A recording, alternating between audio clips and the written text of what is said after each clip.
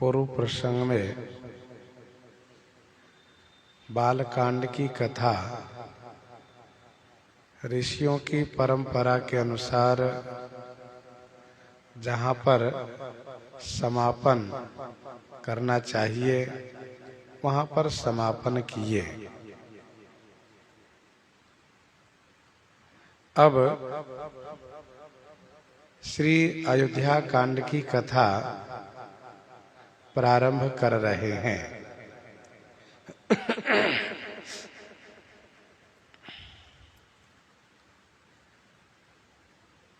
सात कांड है जिसमें कुछ कांड चरित परक हैं और कुछ कांड स्थान परक हैं। बालकांड भगवान श्री राघवेंद्र श्री राम जी के बाल चरित विवाह चरित से संबंधित है। खास करके बाल चरित से संबंधित है, इसलिए चरित परक नाम है बालकांड। और अयोध्या कांड, अरण्य कांड, किष्किंधा कांड, सुंदर कांड एवं लंका कांड, ये पांचों कांड स्थान से संबंधित है। उत्तर कांड यह चरित से संबंधित है। भगवान श्री राम जी के जीवन का उत्तर चरित है, जिसे काव्य के दृष्टि से उत्तरार्ध कहा जाता है।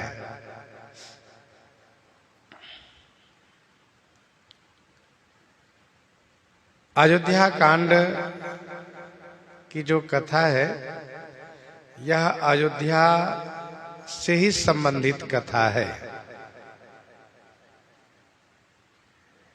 अयोध्या कांड की कथा के प्रारंभ में आप श्रवण करेंगे, राज्य की चर्चा की जाती है। राज्य कैसा है और यह राज्य किनको दिया जाना चाहिए, और फिर देने की सारी तैयारी हो जाती है तो विघ्न होता है, और फिर जिनको राजा बनाने की तैयारी की गई होती है उनका वनवास हो जाता है। फिर अयोध्या जी के राज सिंहासन तब खाली हो जाता है जब श्री अवधेश जी का देहावसान हो जाता है। और इसके बाद महाराज का अंत्येष्टि संस्कार, राज सिंहासन पर बैठे कौन, तो इस संदर्भ में सभा की जाती है श्री भरतलाल जी को सिंहासन पर बैठाने के लिए। और श्री भरतलाल जी सिंहासन स्वीकार न करके श्री राम जी को लेने के लिए चित्रकूट जाते हैं, और अंत में भगवान श्री राम जी की चरण पादुका को सिंहासन पर विराजित कराते हैं। तो अयोध्या कांड की समग्र कथा अयोध्या जी के राज्य से संबंधित है।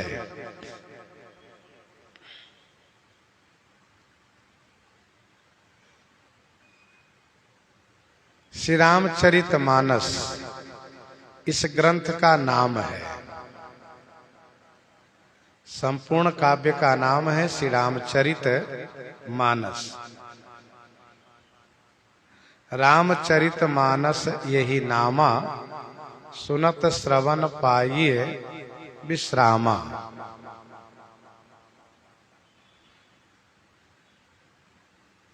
तो अयोध्या कांड, श्रीमद् रामचरित मानस। अब मंगलाचरण गोस्वामी जी प्रारंभ करते हैं। मंगलाचरण में किनका मंगला शासन करते हैं किनकी वंदना करते हैं, किनसे आशीर्वाद पहले चाह रहे हैं, तो इस प्रथम श्लोक को पढ़ना चाहिए।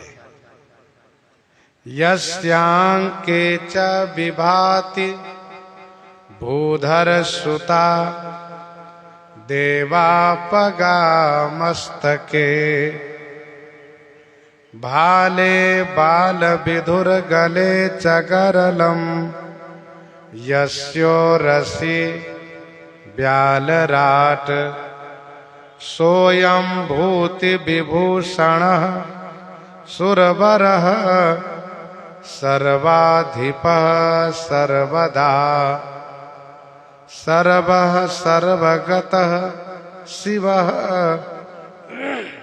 शशिनिभः श्रीशंकरः पातु माम् श्रीशंकरः पातु माम्।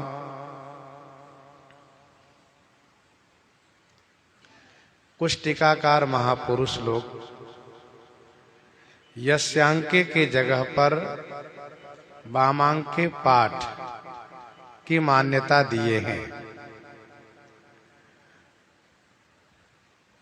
और यस्यांके के जगह पर वामांके पाठ की मान्यता क्यों दिए हैं, तो इसका उत्तर ये दिए हैं कि आगे इसी श्लोक में एक बार और यस्य पाठ का प्रयोग है, यस्यांके, और दूसरा है यस्यो रसी।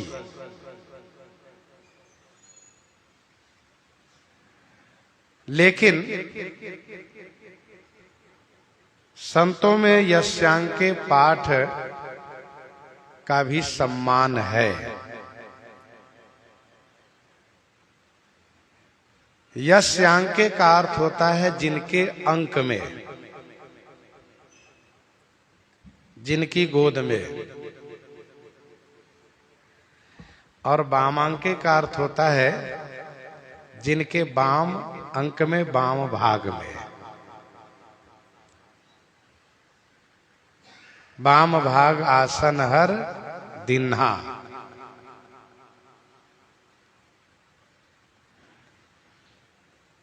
पुनरुक्ति की बात भले ही की जाती हो, लेकिन पुनरुक्ति यहां पर है नहीं।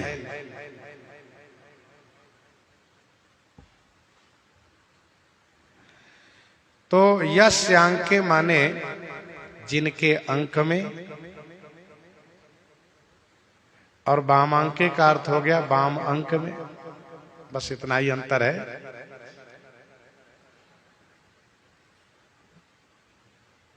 विभाति माने सुशोभित है।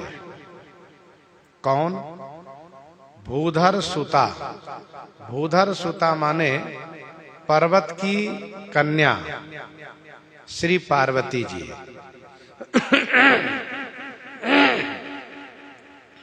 देवापगा। देवापगा माने देव अपगा, अर्थात देव नदी श्री गंगा जी मस्तक में सुशोभित हैं। भाले बाल विधुर। भाले माने कपाल में, भाल में। बाल विधुर। बाल विधुर माने बाल चंद्रमा है। गले च गरलम। गले में च माने और, गरलम माने विष है। गले में विष है। यस्यो रसी। यस्यो रसी माने जिनके उर भाग पर।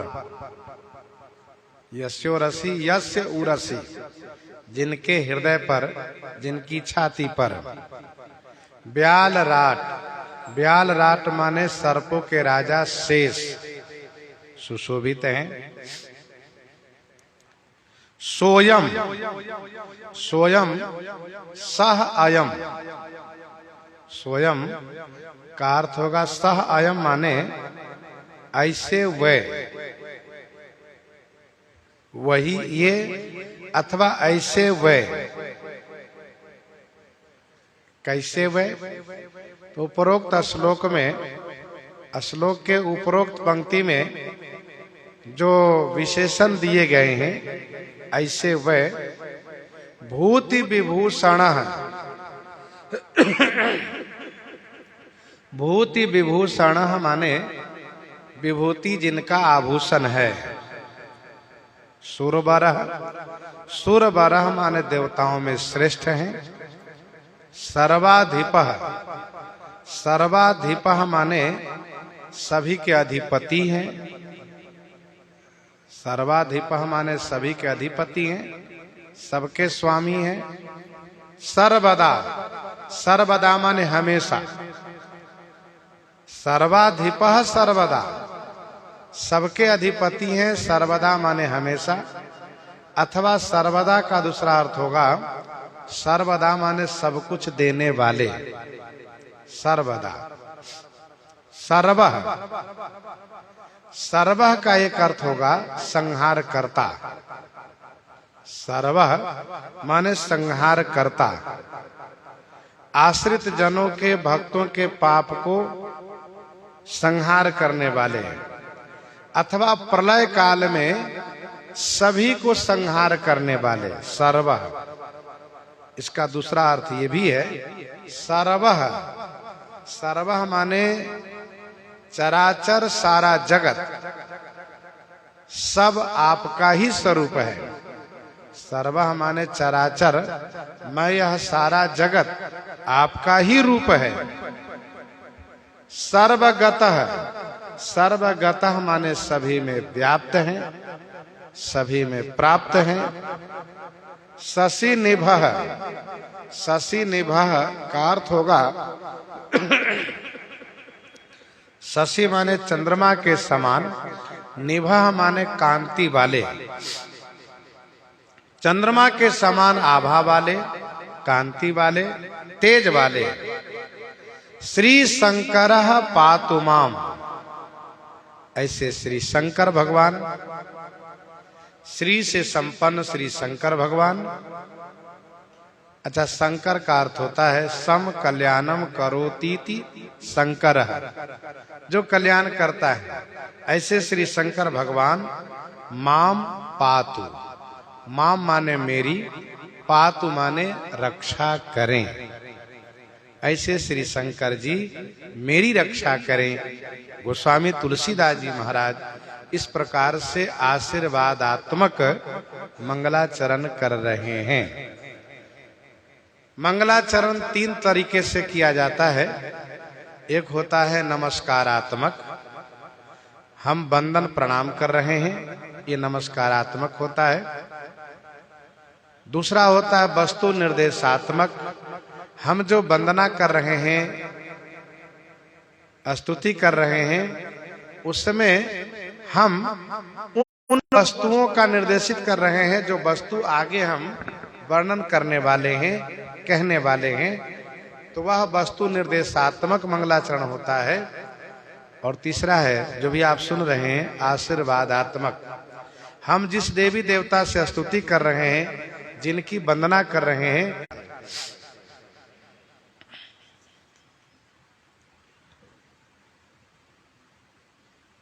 वैसे आपने शब्दों का अर्थ सुना। यदि हम अन्वय की दृष्टि से देखें तो यस्यांके भूधर सुता विभाति मस्तके देवापगा,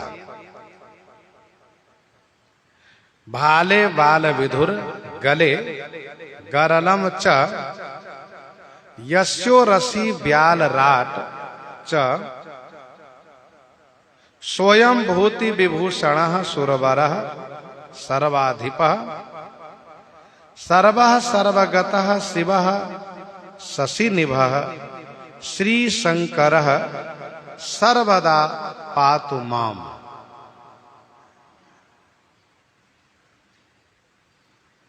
गोस्वामी तुलसीदास जी महाराज कहते हैं कि मैं श्री शंकर जी से अपनी रक्षा के लिए प्रार्थना कर रहा हूं। श्री शंकर भगवान श्रीमद् रामचरितमानस जी के रचयिता हैं, आचार्य हैं। श्री शंकर भगवान श्री रामचरितमानस की कथा कहने में मेरी रक्षा करें, यही मेरी प्रार्थना है।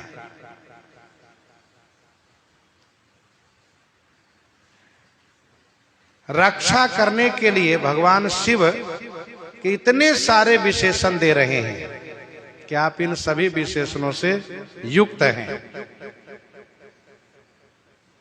कहने का अभिप्राय यह है कि आप विघ्न को निवारण करने में सम विषम परिस्थिति, दुख सुख की दशा में एक रस रहने वाले,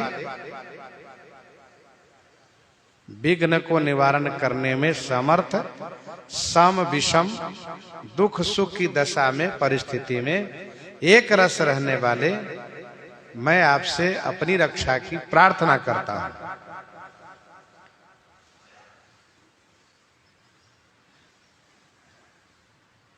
कहने का भाव यह है कि आप के पास जो हैं, जैसे कि दो पत्नी है पास में, चंद्रमा है जो अमृत स्रवा है तो जहर भी है, साथ साथ जहरीला शेष नाग भी है। अब देखिए सब एक प्रकार से विरोधी है।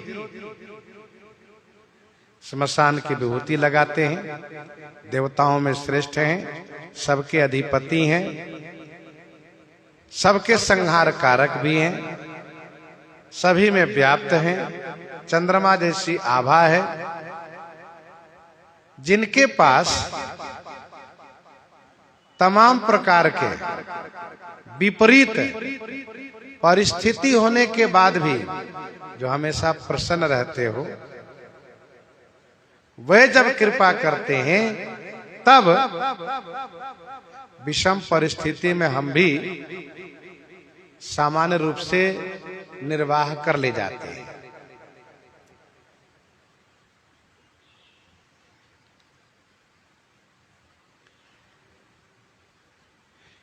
भगवान शिव के पास सब है, लेकिन किसी का विशेष प्रभाव आप पर नहीं पड़ पाता है। और इसका एकमात्र कारण यह भी है कि भोलेनाथ सदैव नाम जाप करते रहते हैं। नाम की वो महिमा है कि परिस्थिति चाहे जैसी हो, विचलित होने नहीं देता है नाम की महिमा। इस अयोध्या कांड के प्रसंग ऐसे हैं कि चित्त को एकदम से दहला देने वाला है। अयोध्या कांड की कथा कहने के लिए हृदय बहुत मजबूत होना चाहिए, क्योंकि बहुत हृदय विदारक प्रसंग है, चित्त को प्रभावित करने वाला प्रसंग है। तो गोस्वामी जी चाहते हैं कि हम निर्बाध रूप से कथा कह ले जाएं, इसलिए भोले बाबा से प्रार्थना करते हैं कि आप मेरी रक्षा करें, आप मेरी रक्षा करें। कहां एक तरफ राज तिलक की तैयारी और तुरंत वनवास हो जाना। अयोध्या वासियों का प्रेम, श्री लक्ष्मण जी श्री सीता जी का प्रेम, श्री कौशल्या जी का विलाप, महाराज का शोक, महाराज का निधन, श्री भरतलाल जी का शोक, उनका विलाप, उनका शपथ करना, ये सभी प्रसंग बड़े ही करुण है। तो गोस्वामी जी कहते हैं कि आप जैसे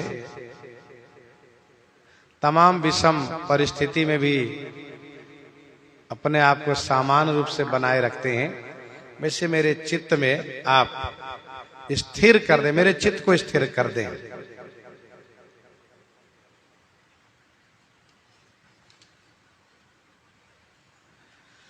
भूधर सुता देवा पगा, दोनों शक्ति भगवान शिव की है। भूधर सुता देवा पगा, दोनों शक्ति भगवान शिव की है।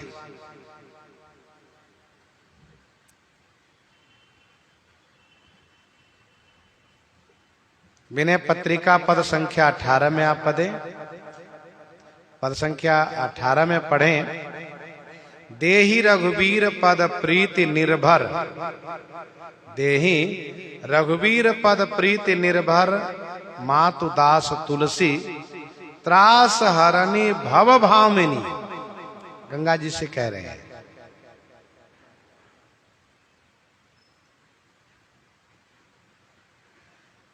तो यस्यांके च विभाति भूधर सुता देवा पगा मस्तके, जिनके वाम भाग में, वामांक में भगवती श्री पार्वती जी विराजित हैं। हम लोग बालकांड में कथा सुन चुके हैं कि भगवान श्री पार्वती जी से इतने प्रसन्न हो गए कि इनको अपने आधे अंग में निवास किए, अपने आधे अंग में ही निवास दे दिए। हर से हेतु हेरी हर ही को, किए भूषण तिये भूषण ती को। और भगवान शिव अर्ध नारीश्वर कहे जाने लगे, अर्ध नारीश्वर कहे जाने लगे। पुराणों में वर्णन है, भगवान शिव सदैव भगवती श्री पार्वती जी की रक्षा करते हैं, उनका ख्याल रखते हैं। रास्ते में चलते वक्त दाहिना पांव आगे बढ़ाते हैं, किसी प्रकार से पार्वती जी को कष्ट न हो इस पर पूरा ख्याल रखते हैं। इसलिए लोक रीति है कि यदि स्त्री को कोई विशेष महापुरुष आशीर्वाद देते हैं तो वे यही आशीर्वाद देते हैं कि पार्वती सम पति प्रिय हो, क्योंकि विश्व के इतिहास में श्री पार्वती जी के समान पति प्रिया और कोई नहीं हो पाई। वैसे अर्धांगिनी प्रायः सभी विवाहिता नारी कहलाती हैं, लेकिन भगवती श्री पार्वती जी एक ऐसी नारी हैं जो सचमुच अर्धांगिनी हो गई। आधे अंग में उनको निवास भोलेनाथ ने दिया। तो श्री पार्वती जी को वाम अंक में रखते हैं, वाम गोदी में, वाम भाग में रखते हैं, और दूसरी पत्नी को कहा सिर पर रखते हैं। देवा पगा मस्तक, दोनों सुशोभित है। अब दोनों पत्नी साथ है, पर दोनों को साथ रखकर भी भगवान शिव कभी विचलित नहीं होते हैं। एक पत्नी से ही लोग परेशान होने लग जाते हैं, और किसी को दुर्भाग्यवश 2 विवाह हो गया हो, वे तो और परेशान होते रहते हैं। लेकिन भगवान शिव, उनमें भगवत्ता है, 2 पत्नियों को साथ रखकर भी कभी कोई परेशान नहीं दिखते हैं। एक को वाम अंक में रखें, एक को सिर पर रखें, दोनों को सम्मान दे रखें। आधे अंग में श्री पार्वती जी को दे रखे स्थान, तो श्री गंगा जी से कहा कि आप सिर पर रहिए, किसी प्रकार से कोई लड़ाई झगड़ा ना हो, सौतिया डाह ना हो। तो यस्यांके च विभाति भूधर सुता देवा पगा मस्तके। एक बात और ध्यान दीजिएगा, ये दोनों पर्वत नंदनी है, दोनों पर्वत नंदनी है, पर्वत पुत्री है, और पर्वत परोपकारी है। पर्वत परोपकारी है। संत बिटप सरिता गिरिधरणी, परहित हेतु सबनिकई करनी। और इन दोनों से जगत का उपकार होता है, इन दोनों से जगत का उपकार होता है। भगवान शिव मानो ये कहते हैं कि हमारी धर्म पत्नी वे है जिनसे जगत का उपकार होता है। ये पर्वत नंदिनी एक श्री पार्वती जी हैं, और एक पर्वत नंदिनी श्री गंगा जी हैं। दोनों की उत्पत्ति हिमालय से ही है। तो श्री पार्वती जी से क्या उपकार होता है? तो गोस्वामी जी कहते हैं, भगवान शिव के शब्दों में भोलेनाथ इनकी प्रशंसा करते हुए कहते हैं, पूछे हो रघुपति कथा प्रसंगा, और सकल लोक जग पावनी गंगा। पूछे हो रघुपति कथा प्रसंगा, सकल लोक जग पावनी गंगा। तुम रघुवीर चरण अनुरागी, अब किन्हु प्रश्न जगत हित लागी।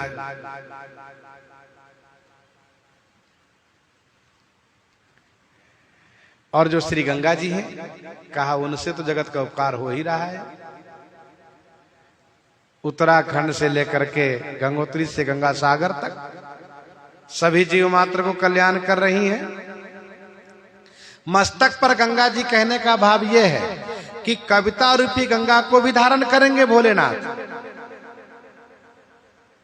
और गंगा जी कहने का मतलब यह हुआ कि भगवान विष्णु जी के चरण से भी संबंध है, क्योंकि ये विष्णु पद्मजा है, पदजा है, पाद पद्मजा, उनके चरण कमल से उत्पन्न हुई हैं।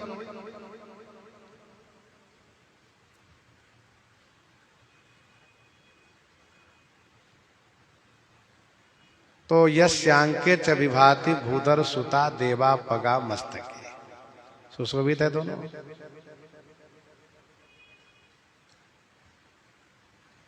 इसके बाद गोस्वामी जी कहते हैं,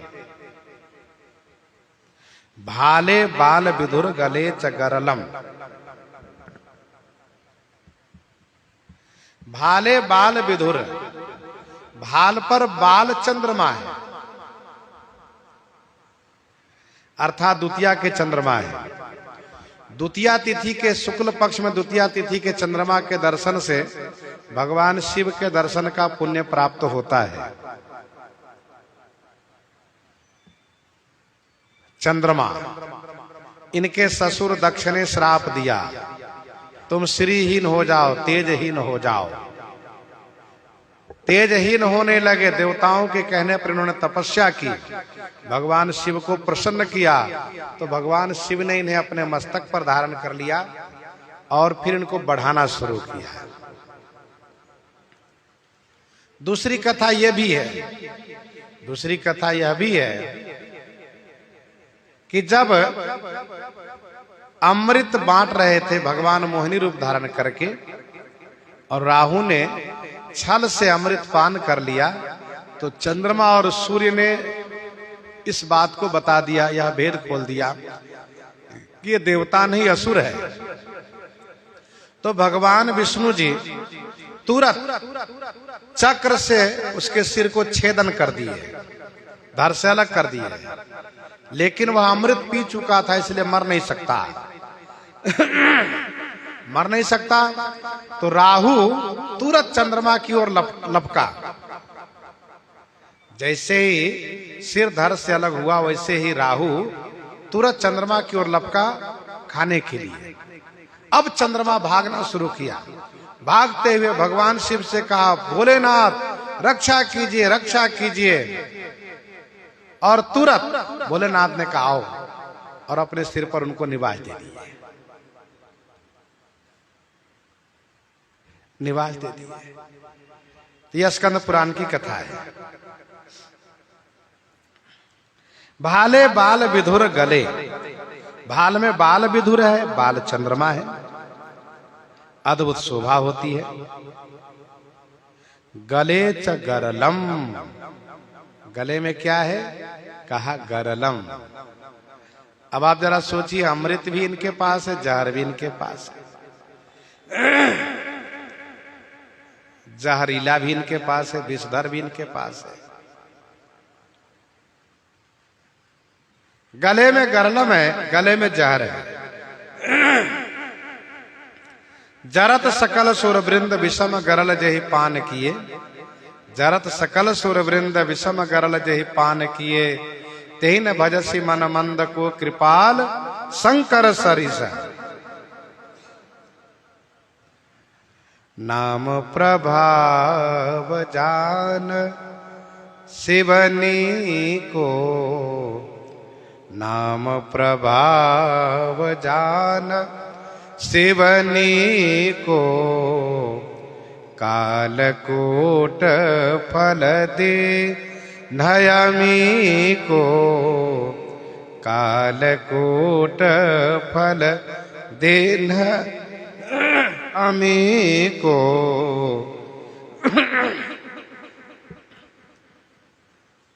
समुद्र मंथन हुआ।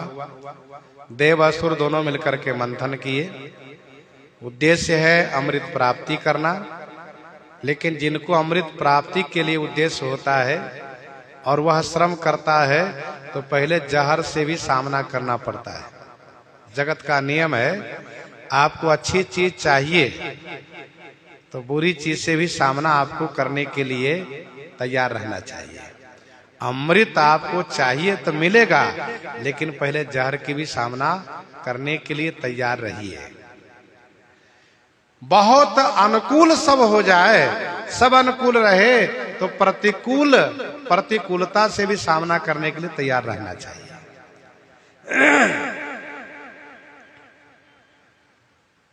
पहले जहर ही निकला समुद्र मंथन से, यह कथा प्रसिद्ध है। अब जब जहर निकला तो जहर की ज्वाला इतनी भयावह थी कि सब जलने लगे। जहर की ज्वाला में ही सब जलने लगे। अब क्या होगा? भगवान विष्णु जी ने तुरंत देवताओं से कहा कि आप महादेव को बुलाइए। अच्छा, विष्णु जी का मन महादेव जी के बिना लग नहीं रहा है, क्योंकि उनके सखा हैं और दोनों में इतना प्रेम है, सेवक स्वामी सखा से पी के दोनों एक दूसरे को स्वामी मानने वाले, मित्र मानने वाले, सेवक मानने वाले। भगवान विष्णु जी ने देखा कि सब आए, हमारे महादेव नहीं आए, तो देवताओं से कहा कि जाइए महादेव को तुरंत बुलाइए और उनसे एक बात कहिएगा। क्या? कि हे महादेव, हम देवताओं ने श्रम किया है और श्रम का पहला फल हम आपको देने आए हैं, आप इसे स्वीकार करें। तो जैसे ही देवताओं ने जाकर के यह कहा तो महादेव हंसने लगे। तो देवताओं ने कहा, आप हंस क्यों रहे हैं? तो महादेव ने कहा, हम इसलिए हंस रहे हैं कि भगवान विष्णु जी बिना व्यंग किए रह नहीं सकते। मन ही मन महेश मुस्काही, हरि के व्यंग बचन नहीं जाए, इसलिए हम मुस्कुरा रहे हैं। भोलेनाथ ने श्री पार्वती जी की ओर देखा, देवी क्या करना चाहिए?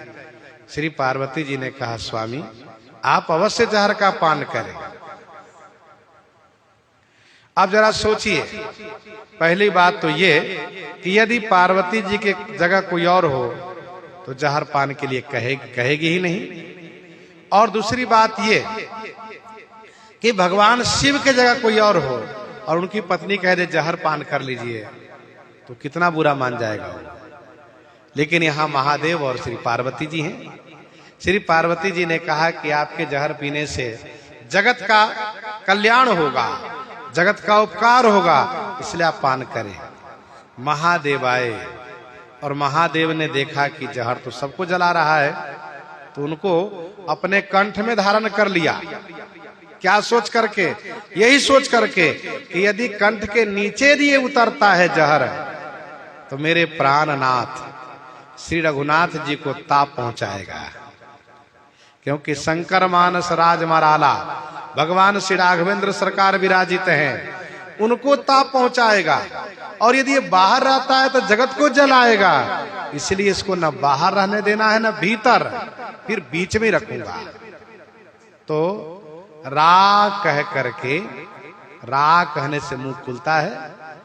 अब माँ का पूरा उच्चारण नहीं कीजिए, आधे उच्चारण कीजिए तो मुख बंद हो जाता है, राम। और जब मुंह खोलेंगे तो राम राम, तो माँ पूरा उच्चारण होता है, राम। तो राम यूं कहते ही, राम कहते ही मुख बंद हो गया। तो रा कह करके भगवान भोलेनाथ ने जहर को लिया, माँ कह करके बंद किया। ध्यान दीजिएगा, माँ कह करके। जब माँ अक्षर अलग से उच्चारण करते हैं हम तो मुंह खुलता है, क्योंकि माँ ओष्ठ है, ओठ से उसका उच्चारण होता है। व्याकरण में स्पष्ट किया जाता है इस बात को। लेकिन भोलेनाथ ने रा कह करके उस जहर को पान किया और माँ करके मुंह बंद किया। अब गले के कंठ के नीचे वाला दरवाजा बंद कर दिया, नीचे उतरने नहीं दिया। सारा जहर भोलेनाथ ने गले में ही पचा लिया। असर दिखाया जहर ने। कैसे? कहा महादेव के कंठ को नीला कर दिया, इसलिए उनका नाम एक पड़ गया नीलकंठ महादेव। नीलकंठ, नीलकंठ लावन निधि सोहबाल विधु भाल। तो भोले बाबा इतने बड़े परोपकारी हैं। गले च गरलम,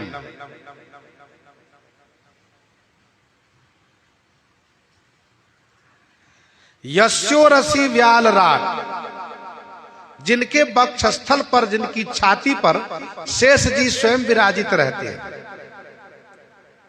अच्छा, शेष जी को भगवान भोलेनाथ ने हृदय पर रखा। अब देखिए, सबका अलग अलग स्थान दिया है। श्री पार्वती जी को बाम गोद में बैठाया, आप यहां विराजिए। गंगा मैया से कहा कि आप सिर पर रहिए। चंद्रमा से कहा सुनिए आप भाल में रहिए। जहर से कहा आप परेशान मत होना, कंठ में आके रहो। सबको अपना अलग अलग स्थान देते जा रहे हैं।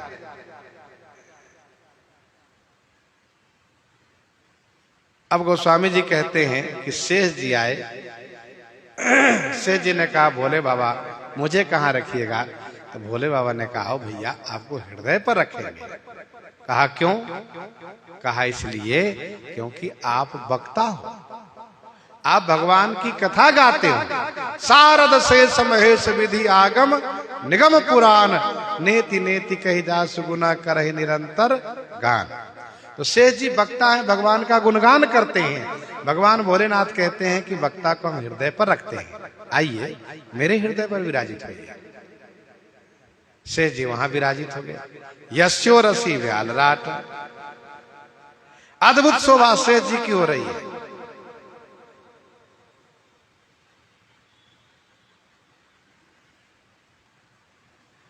फिर गोस्वामी जी कहते हैं सोयम भूति विभूषण, ऐसे वह शंकर भगवान जिनके आभूषण विभूति है। लोगों के आभूषण गहने होते हैं, कपड़े होते हैं। जो जितने वैभववान हो उतने बढ़िया आभूषण वस्त्र पहनते हैं। और हमारे भोले बाबा के आभूषण क्या है? कहा विभूति। और वो कहाँ की विभूति? कहा भव अंग भूति मसान की, सुमिरत सुहावनी पावनी, सुमिरत सुहावनी पावनी। श्मशान की विभूति लगाते हैं भोले बाबा। किसी ने पूछा भोले बाबा से आप श्मशान की विभूति क्यों लगाते हैं? त्यागी जी लोग लगाते हैं विभूति तो हवन करके, धूनी ताप करके, फिर उस राख को अग्नि शांत हो जाने के बाद उस राख को लगाते हैं, तो वो बढ़िया है। लेकिन आप उस विभूति को लगाते जिसमें मृत शरीर को जलाया जाता है। और चिता की अग्नि, चिता की राख सब अपवित्र होती है। चिता की अग्नि, चिता की विभूति अपवित्र होती है। ध्यान दीजिएगा, अग्नि चांडाल के घर के भी अपवित्र नहीं होती है, लेकिन श्मशान की अग्नि अपवित्र होती है। तो भोले बाबा ने कहा बात ऐसी है कि जब मरे हुए मृत शरीर को श्मशान की ओर लेकर लोग चलते हैं तो क्या कहते हुए जाते हैं? राम राम सत्य है, राम नाम सत्य है। ऐसा तो लेकर जाते हैं, फिर वहां चिता लगाते हैं, जला देते हैं और वापस आते हैं तो कोई नहीं कहते कि राम नाम सत्य है। फिर लौटते हैं तो यही कहते हैं देखो भैया ये बेचारा चला गया, इतना वैभव छोड़ गया, वह इतने बड़े इतने परिवार है, इनको छोड़ गया ये, अब इनके लिए क्या होगा? देखो संसार की यही स्थिति है, जो आता है वो चला जाता है, आया है सो जाएगा राजा रंग फकीर। एक सिंहासन चढ़ी चला, एक बंधे जंजीर। बस पारिवारिक चर्चा, रहन सहन की चर्चा। तो भोले बाबा ने कहा कि मैंने सोचा राम नाम सत्य किस में है? का इसी मृत शरीर में है। इसको कांधे पर लिया तो कहा राम नाम सत्य है। कांधे से उतार करके जला दिया। इसके बाद इस बात को भूल गए, इसका मतलब राम नाम सत्य इसी में, तो मैं तो राम नाम सत्य के नाते उस विभूति को लगाता हूं। यह है भोले बाबा का भाव। तो स्वयं भूति विभूषण, विभूति ही जिनका आभूषण है।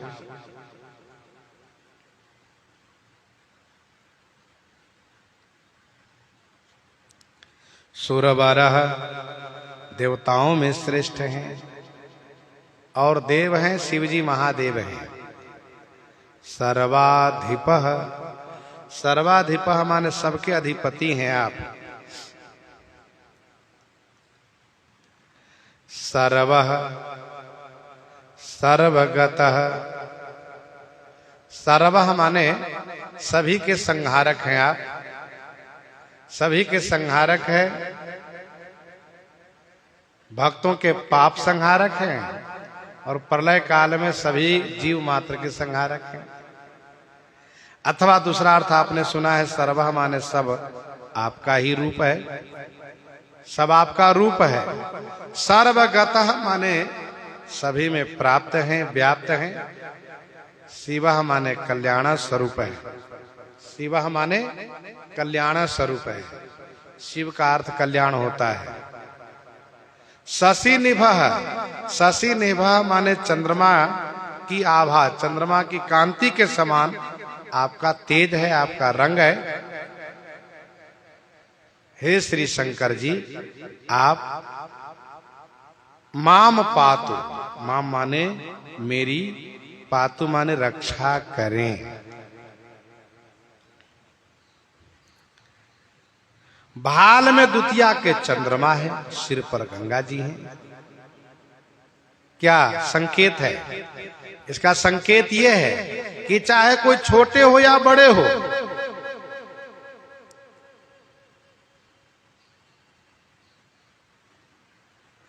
सबको आप अपने पास रखते हैं। बाल में द्वितीया के चंद्रमा, सिर पर गंगा जी, छोटे को बढ़ाई दिए। गोस्वामी जी कहते वैसे ही मेरी कविता को, मेरी कविता की बढ़ाई आप दें। जैसे भोले बाबा चंद्रमा के कलंक पर ध्यान नहीं दिए, जैसे भोले बाबा चंद्रमा के कलंक पर ध्यान नहीं दिए, वैसे ही हमारी भाषा पर ध्यान नहीं देंगे श्री रामचरितमानस कविता में, वैसे ही इस महाकाव्य में मेरी भाषा पर आप ध्यान नहीं देंगे।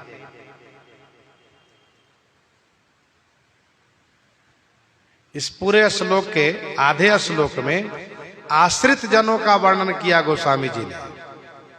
आश्रित जनों का वर्णन किया, जैसे कि श्री पार्वती जी, श्री गंगा जी, चंद्रमा और शेष, ये सब आश्रित जनों का वर्णन है। यही इनका सगुण स्वरूप का वर्णन है। और आधे में निर्गुण रूप का वर्णन है, जैसे कि सर्वः सर्वगतः शिवः शशि निभः सर्वाधिपः, तो ये सब इनके निर्गुण स्वरूप का वर्णन है। जैसे इस श्लोक में आधे में भोलेनाथ के आश्रित लोगों का वर्णन है और आधे में भगवान शिव का ही स्वरूप वर्णन है। आप नीचे वाली पंक्ति को पढ़िए। स्वयं भूति विभूषण सुरवरः सर्वाधिपः सर्वदा सर्वः सर्वगतः शिवः शशि निभः श्री शंकरः पातु माम। इसमें श्री शंकर जी का वर्णन है, स्वामी का वर्णन है। वैसे ही अयोध्या कांड की कथा में आधे में श्री राम जी का चरित्र वर्णन है और आधे में श्री भरतलाल जी का चरित्र वर्णन है। अयोध्या कांड के प्रारंभ से 156 तक श्री राम चरित्र वर्णन है और 170 से लेकर के फिर 326 तक श्री भरतलाल जी का चरित्र वर्णन है। आधे में स्वामी का चरित्र, आधे में उनके आश्रित महान भागवत श्री भरतलाल जी का चरित्र वर्णन है। 56 से लेकर के 70 के बीच में जो 14 दोहे हैं, ये 14 दोहे पितृ क्रिया में है। श्री अवधेश जी के दाह क्रिया, श्राद्ध क्रिया में वर्णन है। गोस्वामी जी महाराज भोले बाबा से कहते हैं, श्री शंकर पातु मां, श्री शंकर पातु मां। इसके बाद अब दूसरे श्लोक में भगवान श्री राम जी के मुख की जो श्री है, श्री माने जो शोभा है, आभा है, कांति है, प्रसन्नता है, उस श्री की वंदना कर रहे हैं। प्रसन्नता मयान गताभिषेक तस्तथा न ममले वनवास दुःखतः मुखाम्बुज श्री रघुनंदनस्य मे सदास्तु सा मंजुल मंगल प्रदा, मंजुल मंगल प्रदा। प्रसन्नताम यान गताभिषेक तस्तथा न ममले वनवास दुःखतः। या माने जो, प्रसन्नताम न, जो प्रसन्न नहीं हुए। कब कहा? गताभिषेक। गताभिषेक, गता माने प्राप्त, अभिषेक माने अभिषेक। राज्याभिषेक से जो प्रसन्न नहीं हुए, तथा ना ममले, ना ममले माने मलिन नहीं हुए, उदास नहीं हुए, दुखी नहीं हुए। किससे? वनवास दुःखतः, वनवास के दुख सुन करके। मुखाम्बुज श्री, मुखाम्बुज माने मुख कमल की श्री। किनके मुख कमल की श्री? तो कहा रघुनंदनस्य, श्री रघुनंदन श्री राम भद्रजू की। श्री रघुनंदन श्री राम भद्रजू के मुख की श्री। मैं माने मुझे, मैं माने मुझे, सदा माने हमेशा, अस्तु माने होवे। क्या होवे? मंजुल माने सुंदर, मंगल प्रदा माने मंगल प्रदायिनी होवे। ये अर्थ है। प्रसन्नताम माने प्रसन्न नहीं हुए, या माने जो, न माने नहीं हुए, गता माने प्राप्त, अभिषेक माने राज्याभिषेक सुन करके, तथा दुखदाई वनवास प्राप्त करके, न ममले माने दुखी नहीं, उदास नहीं हुए। रघुनंदन के ऐसे मुख कमल की श्री को मैं वंदन प्रणाम करता हूं। वह मैं माने मुझे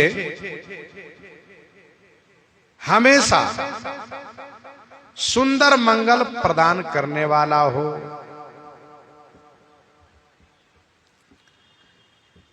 उनके मुख की श्री हमेशा मंगल प्रदायिनी, प्रदान करने वाली हो। इसमें आशीर्वादात्मक भी है और वस्तु निर्देशात्मक भी है। श्री राम जी के मुख कमल की श्री से आशीर्वाद चाहते हैं कि आपके मुख कमल की श्री हमेशा मेरे लिए सुंदर मंगल देने वाली हो। ये आशीर्वादात्मक है। और वस्तु निर्देशात्मक इस प्रकार से है कि प्रसन्नताम यान गताभिषेक तस तथा न ममले वनवास दुःखतः। इसमें राज्याभिषेक और वनवास ये वस्तु निर्देशात्मक है। अन्वय की दृष्टि से यूं आप समझें, या अभिषेकस, या अभिषेक तस, या अभिषेक तस प्रसन्नताम न तथा वनवास दुःखतः न ममले, या अभिषेकस गता प्रसन्नताम न, या अभिषेक तस। तो पूरा आप ले लीजिए, या गताभिषेक तस, या गताभिषेक तस प्रसन्नताम न, या माने जो, गता माने प्राप्त, राज्याभिषेक से प्रसन्न नहीं हुए, ये इसका अर्थ हुआ। तथा वनवास दुःखतः, एकदम से दुखदायिनी वनवास को सुन करके न ममले माने मलिन नहीं हुए। सा रघुनंदनस्य मुखाम्बुज श्री में सदा मंजुल मंगल प्रदा अस्तु, मंजुल मंगल प्रदा अस्तु। ये अन्वय करके समझना है आपको। सा रघुनंदनस्य मुखाम्बुज श्री में सदा मंजुल मंगल प्रदा अस्तु। सा माने वह, श्री रघुनंदन के मुख कमल की श्री, श्री माने शोभा, में माने मुझे सुंदर मंगल प्रदान करने वाली होवे। अस्तु माने होवे।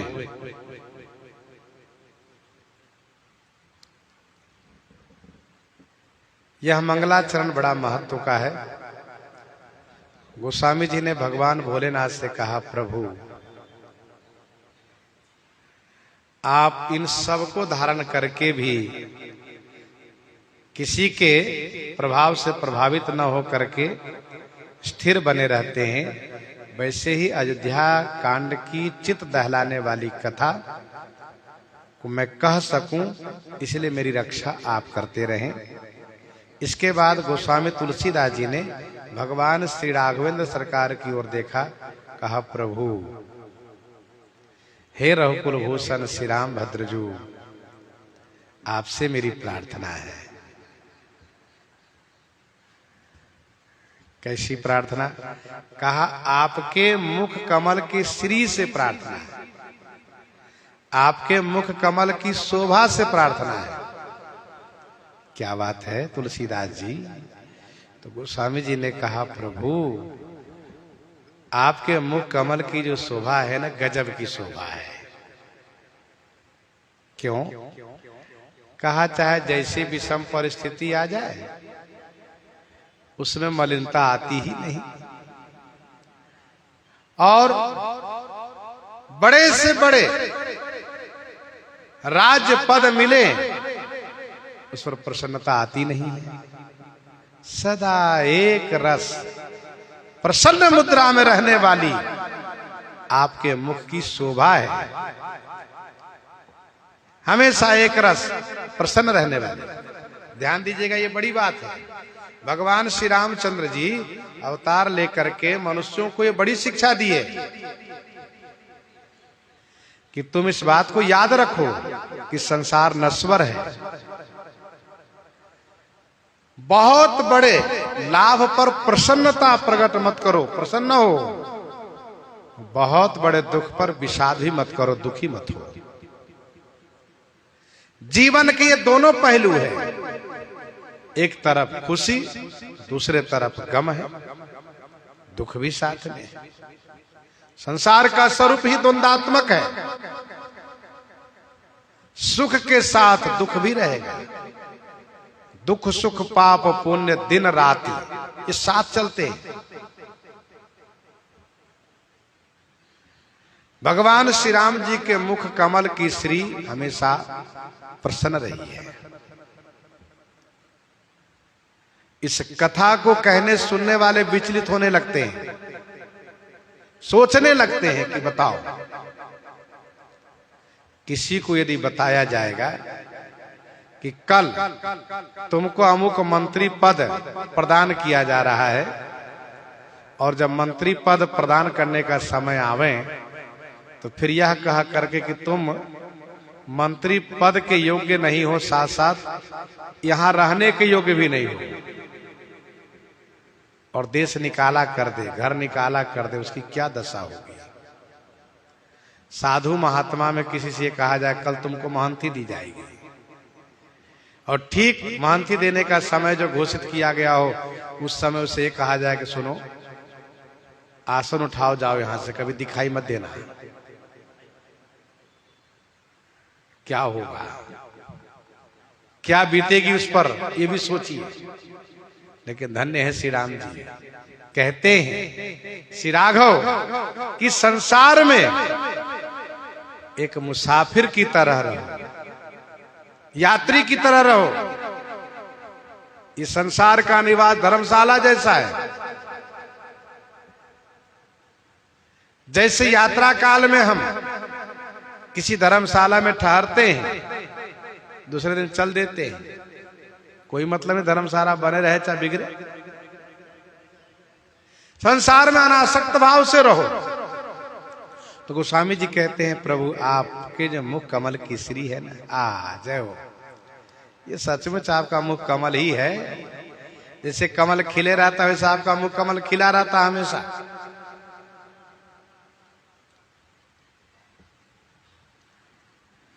श्री राम जी को राज सुन करके प्रसन्नता नहीं होती है। भूप सजो अभिषेक समाजू, चाहत देन तुम्हि जुबराजू। राम करहु सब संजम आजू, जो विधि कुशल निबाहे काजू। गुरु सिख दे राउ पही गयऊ, राम हृदय अस विस्मय भयऊ। राम हृदय अस विस्मय भयऊ। विस्मित हो जाते राज सुन करके, खुशी नहीं हुई। तो वनवास सुन करके बहुत दुखी हुए होंगे, रो रहे होंगे। कहा नहीं, वनवास सुन करके दुखी नहीं हुए। सब प्रसंग रघु पति ही सुनाई, बैठी मनहु तन धरि निठुराई।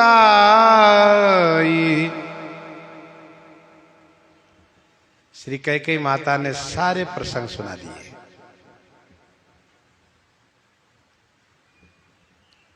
लेकिन श्री राम जी, कैकेयी माता को तो लग रहा था कि जब मैं सुनाऊंगी तो फपक के रो पड़ेंगे। लेकिन धन्य है श्री राम जी। श्री राम जी तो मन मुस्काई भानु कुल भानु, राम सहज आनंद निधानु। राम सहज आनंद निधानु। और क्या कहते हैं, सुनु जननी सोए सुत बड़ भागी, जो पितु मातु बचन अनुरागी। तनय मातु पितु तोष निहारा, दुर्लभ जननी सकल संसारा। तो श्री राम जी को कोई दुख नहीं, कोई विषाद नहीं, खुशी प्रकट कर रहे हैं, प्रसन्नता प्रकट कर रहे हैं। तो प्रसन्नताम यान गताभिषेक तथा न ममले वनवास दुखता। मुख प्रसन्न चित चौगुन चाऊ, मुख प्रसन्न चित चौगुन चाऊ, मिटा सोच जन राखे राऊ। ऐसे हमारे श्री राम जी हैं। तो गोस्वामी जी कहते हैं मुखाम्बुज श्री रघुनंदनस्य में सदा अस्तु सा मंजुल मंगल प्रदा।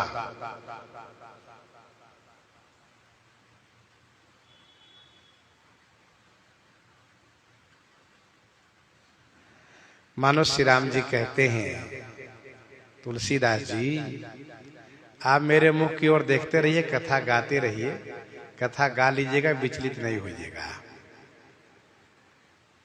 तो गोस्वामी जी भगवान श्री राम जी के मुख कमल की शोभा, श्री की वंदना की।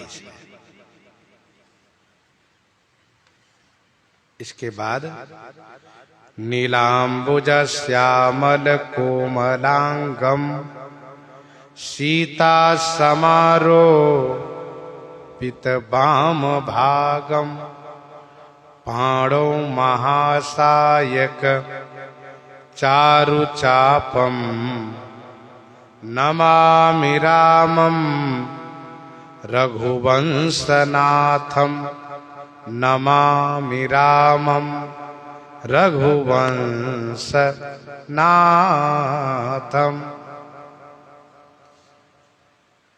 श्री राम जी की वंदना कर रहे हैं इस श्लोक के माध्यम से। कैसे हैं श्री राम जी? कहा नील अंबुज श्यामल, नील अंबुज माने नील कमल के समान श्याम रंग के हैं। कोमलांगम बड़े कोमल नाजुक अंग वाले हैं। सीता समारोपित वाम भागम, वाम भागम सीता समारोपित, वाम भाग में श्री सीता जी सुशोभित हैं। पाणौ महासायक चारु चापम, पाणौ माने दोनों हाथ में, दाहिने में महासायक महान बाण लिए हुए हैं और बाएं कंधे पर चारु चापम अथवा बाएं हाथ में चारु चापम सुंदर धनुष लिए हुए हैं। ऐसे रघुवंशनाथम रामम नमामि, रघुवंश के नाथ श्री राम जी को मैं नमस्कार करता हूं। गोस्वामी तुलसीदास जी महाराज श्री राम जी को प्रणाम करके गुरु जी को स्मरण करते हैं।